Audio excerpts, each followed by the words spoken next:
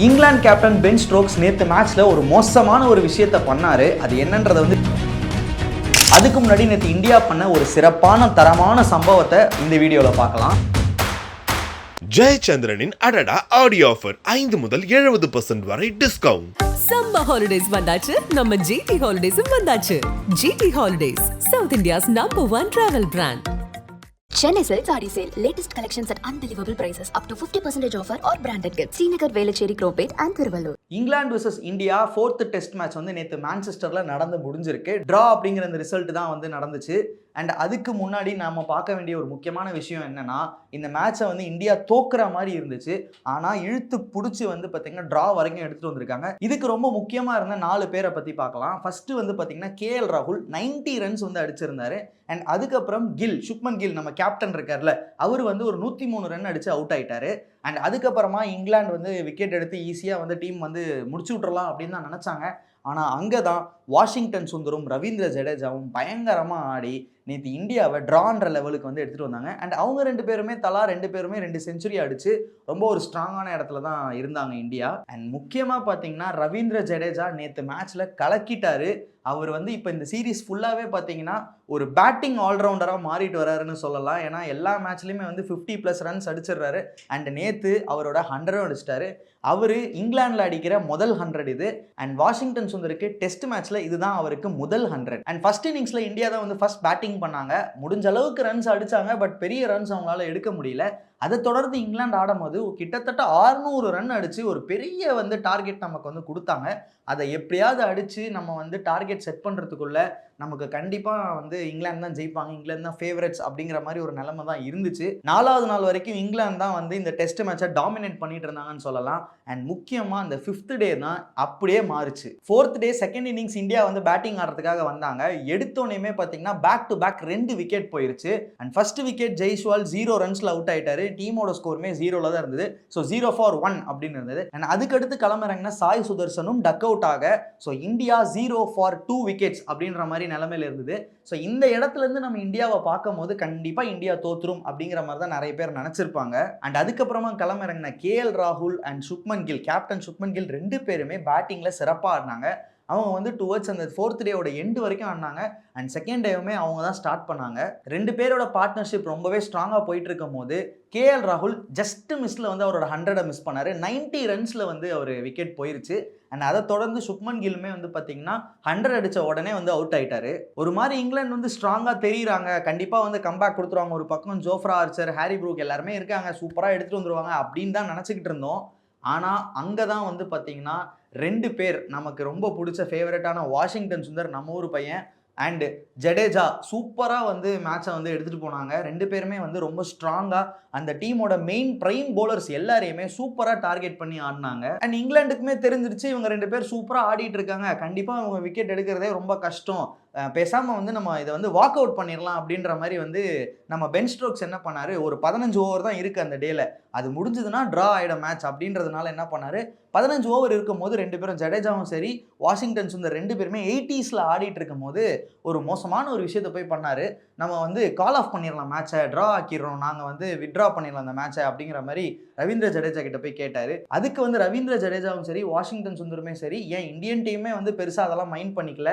ஏன்னா அடுத்த 15 ஓவருக்கு கண்டிப்பாக விக்கெட் விழாதுன்னு தெரிஞ்சு போச்சு. அண்ட் இன்னொன்று, இவங்க 2 பேருமே செஞ்சுரிக்கு பக்கத்தில் இருக்காங்க. அண்ட் இப்போ போய் யாராவது கால் ஆஃப் பண்ணி ட்ராலாம் பண்ணுவாங்களா? ஸோ கண்டிப்பாக முடியாது அப்படிங்கிற மாதிரி சொல்லிட்டாங்க. இது வரைக்கும் ஓகே கேட்டோம், அவங்களால முடியாதுன்னு சொல்லிட்டாங்க, நம்ம போய் போலிங் போடலாம் அப்படிங்கிற மாதிரி போயிருக்கணும். ஆனால் அங்கே தான் பென் ஸ்டோக்ஸ் இன்னொரு மோசமான விஷயத்த ஒன்று பண்ணார். அந்த டைமில் போலிங் போட்டுட்டு இருந்தது பார்த்தீங்கன்னா 2 பார்ட் டைம் பவுலர்ஸ், ஒரு பக்கம் ஜோ ரூட் போட்டுட்டு இருந்தார், இன்னொரு பக்கம் ஹாரி ப்ரூக் போட்டுட்டு இருந்தாங்க. இவங்களுக்கு எதிரில் நீங்கள் அடிச்சிங்கன்னா அந்த 100 உங்களுக்கு அப்படி ஒரு 100 உங்களுக்கு என்ன தேவையா அப்படிங்கிற மாதிரி பென் ஸ்டோக்ஸ் பேசிட்டாரு. அண்ட் இதை கொஞ்சம் கூட மைண்ட் பண்ணாத ரவீந்திர ஜடேஜா நாங்கள் ஆட தான் போகிறோம் அப்படின்னு சொல்லி சிரிச்சிட்டு ஜாலியாக போய் ஆடினாங்க.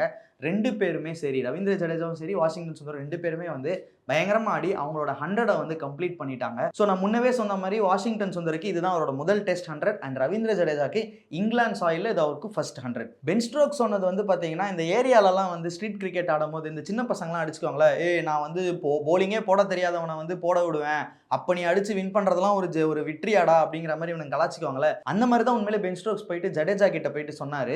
அண்ட் காலையிலேருந்து வந்து அவங்களோட பிரைம் பவுலர்ஸ் எல்லாரையுமே ரவீந்திர ஜடேஜாவும் சரி வாஷிங்டன் சுந்தருமே ஃபேஸ் பண்ணாங்க. அவங்களால இவங்க 2 பேர் விக்கெட்டையும் எடுக்கவே முடியல. பிரைம் பவுலர்ஸால விக்கெட்ஸ் எடுக்க முடியலன்றதுனால தான் பார்ட் டைம் பவுலர்ஸ்க்கே வந்து பாலை கொடுத்தாங்க போடுறதுக்கு. அங்கேயும் ஒன்றும் பண்ண முடியல. அண்ட் 2 பேருமே சக்ஸஸ்ஃபுல்லாக அவங்க 100 கம்ப்ளீட் பண்ணி மேட்சும் ட்ரா பண்ணிட்டாங்க. சரி, இத்தோட நிப்பாட்டிடுவார் பென் ஸ்ட்ரோக்ஸ் அப்படின்னு பார்த்தா இன்னும் ஒரு படி போய் இன்னொரு மோசமான ஒரு விஷயத்த வந்து பண்ணாரு. மேட்ச்லாம் முடிஞ்சதுக்கப்புறம் என்னதான் மேட்ச் வந்து பயங்கரமாக நெக் டு நெக் போனாலும் சண்டை அப்படி இப்படின்னு ஆனாலும் மேட்ச் முடிஞ்சதுக்கப்புறம் 2 டீமோட சேர்ந்தவங்க எல்லாருமே வந்து டீம்மேட்ஸ் எல்லாருமே வந்து கை கொடுத்துட்டு போகிறது, அந்த ஹேண்ட் ஷேக் பண்ணிட்டு போகிறது வந்து ஒரு கல்ச்சராகவே இருக்கும். ஸ்போர்ட்ஸில் எல்லாத்துலேயுமே ஒரு கல்ச்சராக தான் இருக்கும். அந்த இடத்துல வந்து பென் ஸ்ட்ரோக்ஸ் வந்து ரவீந்திர ஜடேஜாக்கும் கை கொடுக்கல, வாஷிங்டன் சுந்தருக்கும் ஹேண்ட் ஷேக் பண்ணாமல் ஃபீல்டை விட்டு வெளியில் போயிட்டார். Cricket is a gentlemen's game அப்படின்ற மாதிரி ஒன்று சொல்லுவாங்க. அண்ட் ஸ்போர்ட்ஸில் நிறைய ஸ்போர்ட்ஸ்மேன்ஷிப் இருக்கணும் நம்ம சொல்லுவாங்க. கிரிக்கெட்டை கண்டுபிடிச்ச இங்கிலாந்துக்கே வந்து பார்த்திங்கன்னா இந்த ஸ்போர்ட்ஸ்மேன்ஷிப் இல்லை அப்படின்னா இது ரொம்பவே ஒரு தப்பான விஷயம். இதை வந்து நேற்று மேட்ச் முடிஞ்சதுக்கு அப்புறமே இந்த விஷயத்துக்கெல்லாம் வந்து பார்த்தீங்கன்னா பென் ஸ்ட்ரோக்ஸையும் இங்கிலாண்டையும் போட்டு வறுத்துட்டு இருக்காங்க. அண்ட் ஹாரி ப்ரூக்குமே வந்து நிறைய ஸ்லெட்ஜ் பண்ணிக்கிட்டு இருந்தார். அண்ட் இதெல்லாம் பார்க்கும்போது வந்து பார்த்தீங்கன்னா ஸ்லெட்ஜிங் பண்ணுறது இதெல்லாம் வந்து ஓகே தான், பட் அன்ஹெல்த்தியாக பண்ணுறது ரொம்ப தப்பாக இருக்கும். குறிப்பாக வந்து வாஷிங்டன் சுந்தர் வந்து அந்த 90ஸ்லேருந்து இருக்கும் போது ஹாரி ப்ரூக் வந்து ஒரு பால் ஒன்று போடுவார். ஒரு 100 அடிக்கும் போது ஏதோ பால் அப்படியே தூக்கி போடுவார், வாஷிங்டன் சுந்தரம் அடிச்சிருவார். அது பார்க்கும்போது வந்து என்னமோ நம்மளால் ஆடவே முடியாது, ஒரு டெய்லண்டருக்கு போலிங் போடுற மாதிரி அப்படி போட்டுட்டு இருப்பாரு. அது என்னமோ வந்து இந்தியன் பிளேயர்ஸை வந்து டிஸ்ரெஸ்பெக்ட் பண்ணுறதா வந்து அவங்க பண்ணியிருப்பாங்க. ஆனால் இங்கேருந்து பார்க்கும்போது இங்கிலாந்து பிளேயர் மேலே இருக்கிற ரெஸ்பெக்ட் தான் வந்து போச்சுன்னு சொல்லலாம். அண்ட் இதை தான் வந்து சோஷியல் மீடியாவில் வந்து பயங்கரமாக கிரிட்டிசைஸ் பண்ணிட்டு இருக்காங்க. என்னதான் இருந்தாலும் ஒரு தோல்வியே வந்தது அப்படின்னா கூடவே வந்து இப்படி வந்து ஹேண்டில் பண்ணுறது வந்து ரொம்பவே தப்பு அப்படின்னு சொல்லி அண்ட் இந்தியாவில் சார்ந்த முன்னாள் கிரிக்கெட்டர்ஸ், கிரிக்கெட் எக்ஸ்பர்ட்ஸ் எல்லாருமே வந்து இந்த விஷயத்தை பயங்கரமாக கிரிட்டிசைஸ் பண்ணிக்கிட்டு இருக்காங்க. மெயினாக ஒரு கிரிக்கெட்டில் ஒரு ஸ்போர்ட்ஸில் ஸ்போர்ட்ஸ்மேன்ஷிப் ரொம்பவே முக்கியம். அதை தான் நேற்று இங்கிலாண்டும் பென் ஸ்ட்ரோக்ஸும் வந்து பண்ண தவறிட்டாங்க. பட் இட்ஸ் ஓகே, எல்லாமே வந்து கேமில் பார்த்துக்கலாம். மொத்தமாக இந்த சீரீஸில் வந்து பார்த்திங்கன்னா 5 டெஸ்ட் மேட்ச் இருக்குது. இதில் வந்து இந்தியா ஒரு மேட்ச் தான் ஜெயிச்சிருக்கு, இங்கிலாந்து 2 மேட்ச் ஜெயிச்சிருக்காங்க, ஒரு மேட்ச் ட்ரா ஆயிருக்கு. ஸோ கடைசி டெஸ்ட் வந்து ஆரம்பிக்க போகுது. இதில் ஒருவேளை இந்தியா ஜெயிச்சாங்கன்னா சீரீஸ் வந்து நில் ஆகிடும், 2 பேருக்குமே ட்ரா அப்படின்ற மாதிரி முடிவு வந்துடும். இல்லை இங்கிலாந்து ஜெயிச்சிட்டாங்கன்னா இங்கிலாந்து தான் இந்த சீரீஸை வந்து கைப்பற்றுறதா ஆகிடும். ஸோ இங்கிலாந்து வந்து இப்போதைக்கு அவங்க ஒரு அப்பர் ஹேண்டு தான் வச்சுருக்காங்க. 2-1 அப்படின்ற மாதிரி தான் இருக்குது. ஸோ எப்படி பார்த்தாலுமே இங்கிலாந்து தான் இந்த சீரீஸோட ஃபேவரட்ஸாக இருக்க போகிறாங்க. இந்தியா வந்து பயங்கரமாக ஆடுறாங்க அண்ட் அவங்களோட ஸ்ட்ரென்த்துக்கு விளையாடுறாங்கன்னு சொல்லலாம். ஸோ நேற்று மேட்சோட முடிவில் பார்த்தீங்கன்னா பல சம்பவங்கள் நடந்தது. என்னதான் வந்து 5 நாளில் 4 நாள் இங்கிலாந்து டாமினேட் பண்ணாலும் கடைசி ஒரு நாளில் இந்தியா பயங்கரமாக விளையாடி இங்கிலாந்து கிட்ட இருந்து அந்த வெற்றி வாய்ப்பை வந்து அப்படியே புடுங்கிட்டு வந்து ட்ரா ஆக்கி வச்சுருந்தாங்க. அதுக்கு ரொம்பவே ஒரு முக்கியமான காரணமாக இருந்தது வந்து Ravindra Jadeja and Washington Sundar, Shubman Gill and KL ராகுல். அண்ட் இதுக்கப்புறம் டீமாக செஞ்ச ஒரு சம்பவம் என்ன அப்படின்னா, ஒரு டெஸ்ட் சீரீஸில் வந்து அதிகபட்ச 350 ரன்ஸை அடித்த ஒரு டீம் அப்படிங்கிறது வந்து இந்தியா தான் இப்போதைக்கு இருக்காங்க. 7 முறை வந்து 350 ரன்ஸை வந்து தாண்டி இருக்காங்க. இது ஒரு வேர்ல்டு ரெக்கார்ட் அப்படின்னு வந்து சொல்லலாம். அண்ட் இதை தாண்டி கேப்டன் சுப்மன் கில் 2 முக்கியமான சாதனையை பண்ணியிருக்காரு.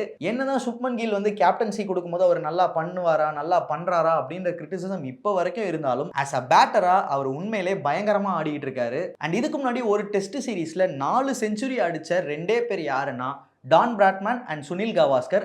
அவங்கள ஈக்குவல் பண்ணுற மாதிரி சுப்மன் கில் இப்போ 4 செஞ்சுரி அடிச்சிருக்காரு. இன்னும் ஒரு செஞ்சுரி அடிச்சாருன்னா இவங்க 2 பேரையுமே தாண்டி 5 செஞ்சுரி அடித்த ஒரே ஆள் அப்படிங்கிறத வந்து வேர்ல்டு ரெக்கார்ட் வந்து சுப்மன் கில் தான் பண்ணுவார். அண்ட் அது மட்டும் இல்லாமல் ஒரு டெஸ்ட் சீரீஸில் அதிகபட்சமாக ஒரு பேட்ஸ்மேன் மொத்தமாக ரன்ஸ் அடிச்சிருப்பாங்கல்ல, அதில் ஹையஸ்ட்டாக இருக்கிறதும் பார்த்தீங்கன்னா டான் பிராட்மேன் 810 ரன் வந்து அடிச்சிருக்காரு ஒரு தனி டெஸ்ட் சீரீஸில் மட்டும். அண்ட் அதுக்கு அடுத்தபடியாக செகண்ட் இடத்துல யார் இருக்காருன்னு பார்த்தீங்கன்னா நம்ம சுப்மன் கில் தான். 722 ரன்ஸ் அடிச்சிருக்காரு சுப்மன் கில். இன்னும் 88 ரன்ஸ் தான் வந்து அவருக்கு இருக்கு. அந்த 88 ரன் 89 ரன் அடிச்சிட்டாரு அப்படின்னா அதுலேயும் சுப்மன் கில் தான் லீடிங் ஆயிடுவாரு. ஸோ இந்த 2 ரெக்கார்ட்ஸ்லையுமே வந்து பார்த்தீங்கன்னா சுப்மன் கில் வந்து நின்றுக்கிட்டு இருக்காரு. அடுத்த மேட்ச்ல மட்டும் ஒரு 100 அடிச்சிட்டாருன்னா இந்த 2 ரெக்கார்டுமே சுப்மன் கில் பேருக்கு வந்துடும். ஸோ ரோஹித் சர்மா, விராட் கோலி, ரவிச்சந்திரன் அஸ்வின் இவங்க 3 பேருமே இல்லாமல் நடக்கிற ஒரு முதல் டெஸ்ட் சீரீஸ் இதுதான். 3 முக்கிய தலைகள் இல்லாமல் நடக்கிற முதல் டெஸ்ட் சீரீஸ் இதுதான்ல. ஸோ இது வந்து எப்படி இருக்கும், இந்தியா நல்லா ஆடுவாங்களா அப்படிங்கிற மாதிரியான பல விஷயங்கள் வந்து பேசிக்கிட்டு தான் இருந்தாங்க. ஆனால் இந்தியா இப்போ வரைக்குமே நல்லா தான் ஆடி இருக்காங்க. இப்போவுமே அவங்க டிஃபீட் வந்து பார்த்தீங்கன்னா ரொம்ப மோசமாக அப்படிலாம் நம்ம தோக்கவே இல்லை, சூப்பராகவே ஆடிட்டு இருக்காங்க. தோத்த மேட்ச்சுமே வந்து ரொம்ப ஒரு அன்லக்கியான டிஸ்மிசல் வந்து சிராஜ் ஆனார். அது அந்த ஹார்ட் பிரேக் இப்போ வரைக்குமே நம்ம எல்லாத்துக்குமே இருக்கும். அண்ட் இந்த மேட்ச்சுமே வந்து பார்த்தீங்கன்னா தோக்க வேண்டிய மேட்ச் இந்தியா வந்து பயங்கரமாக ஆடி ட்ரா ஆக்கிட்டாங்க. ஸோ சுப்மன் கில் அண்ட் கௌதம் கம்பீரோட அந்த காம்பினேஷன் வந்து ஆல்மோஸ்ட் ஒர்க் அவுட் ஆகிட்டு தான் இருக்குது. ஆனால் இன்னமும் பல பேருக்கு வந்து பார்த்தீங்கன்னா ஒரு டவுட் இருந்துகிட்டே தான் இருக்குது. இந்த டீம் உண்மையிலே இந்த வேர்ல்ட் டெஸ்ட் சாம்பியன்ஷிப் இந்த சைக்கிளில் வந்து நல்லா பர்ஃபார்ம் பண்ணுவாங்களா, இப்போவே அப்படி இப்படின்னு ஆடுறாங்களே அப்படின்ற அந்த டவுட் இருக்குது. பிளேயர்ஸ் மேலேயும் நிறைய டவுட்ஸ் இருக்குது. குறிப்பாக இந்த ஐபிஎல் வந்ததுக்கப்புறம் வந்து பார்த்தீங்கன்னா டெஸ்ட் மேட்ச் வந்து நிறைய பேர் வந்து சரியாக ஆட மாட்றாங்க, எல்லாருமே அந்த T20 ஃபார்மேட்டுக்கே வந்து அடாப்ட் ஆகிட்டு இருக்காங்க அப்படிங்கிற மாதிரி சொன்னாங்க. பட் என்னதான் இருந்தாலும் இந்தியன் டீம் இப்போ ஆடுறத பார்க்கும்போது ஒரு சின்ன நம்பிக்கையை வந்து எல்லாருக்குமே கொடுக்குது. அண்ட் குறிப்பாக இந்தியன் ஃபேன்ஸ்க்கு வந்து ஒரு பெரிய வந்து ஒரு பூஸ்ட் மாதிரி இருக்குது இந்த பர்ஃபார்மன்ஸ் எல்லாம் பார்க்கும்போது. ஸோ அடுத்த மேட்ச், அதாவது 5வது டெஸ்ட் மேட்ச் 31 ஜூலை மாதம் ஆரம்பிக்குது. ஸோ ஆல்மோஸ்ட் வந்து கடைசி எண்டுக்கு வந்துட்டோம் இந்த டெஸ்ட் மேட்ச்சில். இது ரொம்பவே ஒரு முக்கியமான மேட்சாக இருக்கும். நான் முன்னாடியே சொன்ன மாதிரி இந்தியா ஜெயிச்சா சீரீஸ் வந்து ட்ரா ஆகும். ஒருவேளை இங்கிலாந்து ஜெயிச்சாங்கன்னா இங்கிலாந்து தான் வந்து இந்த சீரீஸை வின் பண்ணுறாங்கன்ற மாதிரி ஆகிடும். ஸோ வெயிட் பண்ணி தான் பார்க்கணும். உங்களுக்கு இந்த நேற்று நடந்த இந்த டெஸ்ட் மேட்ச்சில் வந்து நிறைய விஷயங்கள் நான் வந்து ஷேர் பண்ணியிருந்தேன். முக்கியமாக பென் ஸ்டோக்ஸ் பண்ண அந்த விஷயத்தை வந்து ஷேர் பண்ணியிருந்தேன். ஸோ இது வந்து அவர் பண்ணது சரிதான் அப்படிங்கிற மாதிரி சிலருக்கு தோணியிருக்கும்ல. அப்படி தோணுச்சுன்னா கமெண்ட்ல சொல்லுங்கள். இல்லை பென் ஸ்டோக்ஸ் பண்ணது தப்பு அப்படின்னு சொன்னாலும் கமெண்ட்ஸில் சொல்லுங்கள். இந்த வீடியோவை லைக் பண்ணுங்கள். தேங்க்யூ. ஜெயச்சந்திரனின் அடடா ஆடியோ ஆஃபர் 5 முதல் 70% வரை டிஸ்கவுண்ட். சம்மர் ஹாலிடேஸ் வந்தாச்சு, நம்ம ஜிடி ஹாலிடேஸும் வந்தாச்சு. GT holidays, south India's #1 travel brand. Chennai Silks Adi Sale. Latest collections at unbelievable prices. Up to 50% offer or branded gifts. Srinagar, Velachery, Cropate and Thiruvallur.